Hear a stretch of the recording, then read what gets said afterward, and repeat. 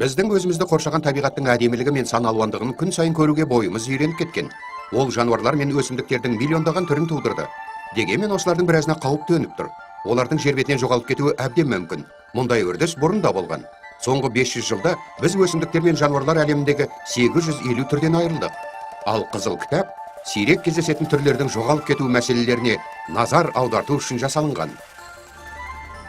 Оның парақтары қара, қызыл, сары, жасыл, сан алуан түсті. Бұл да әдемілік үшін жасалынбаған. Қара беттерде жойылып кеткен түрлер тізімі беріледі. Мысалы, енді ғаламшарымызда теңіз сиыры жоқ, оны 2,5 ғасыр бұрын жоғалтып алдық.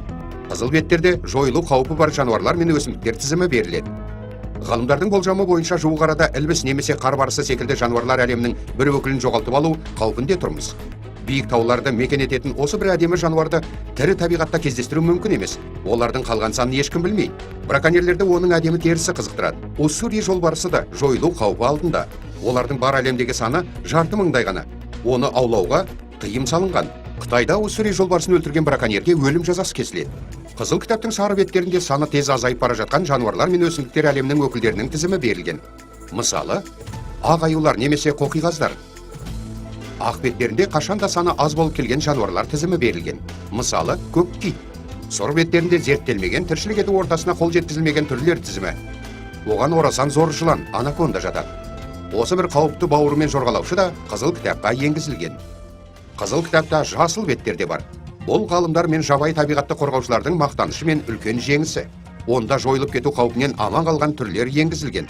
Мысалы, құндыз. Қызыл кітап дүркін-дүркін қайта басылып отырады. Оған жаңа түрлер енгізіліп, ал бұрын енгізілгендері бір беттен екіншісіне ауысуы мүмкін.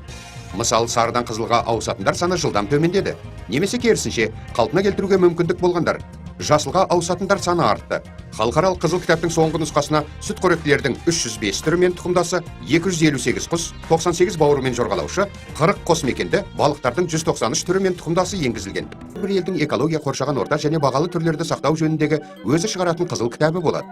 Қазақстанның өз қызыл кітабы бар. Оған 40 сүтқоректі, ілбістер, тянь-шань қоңыр аюлары, сабаншылар, қызыл қасқырлар, құстың 57 түрі, мысалы қоқиғаз, бір қазанның 2 түрі, қортық бүркіт, қарақұс, 10 бауырымен жорғалаушы, сұр шұбар кесірткелер, сары бауыр қара шұбар шыландар, 3 қосмекенді, жетісулық бақатіс, орта азиялық бақа, донатин құрбақасы және балықтың 18 түрі енгізілген. Өсімдіктер тізіміне 50-ден астам түрі енгізілген. Аққайың, батпақ қазанағы, пісте, таушымылдық, қызғалдақтың сирек кездесетін түрлері. Қазақстанда бүкіл әлемде қызыл кітапқа енгізілген түрлер ерекше қорғауда болады. Біздің ғаламшарымыз мұндай ғажап болмас еді, егер ондағы тіршілік иелері сан алуандығымен ерекшеленбесе. Тым болмағанда күн сайын қоршаған ортамыздың осындай әсемдігіне бөлену үшін де қай түрді болса да сақтап қалу керек.